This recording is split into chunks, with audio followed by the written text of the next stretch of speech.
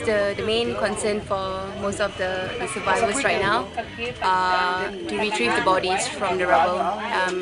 It's very important for them that they are able to bury the dead as soon as possible, and it's been almost a week now and we are still waiting.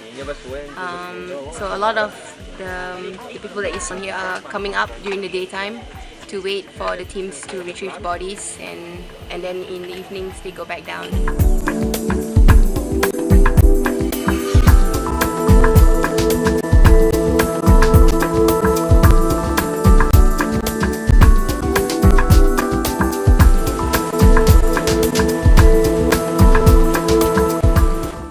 A lot of people are in a difficult state now. They haven't slept for a long time, they've lost their appetite, they have a lot of worries, they don't know what to do for their future, so there are a lot of unanswered questions for now.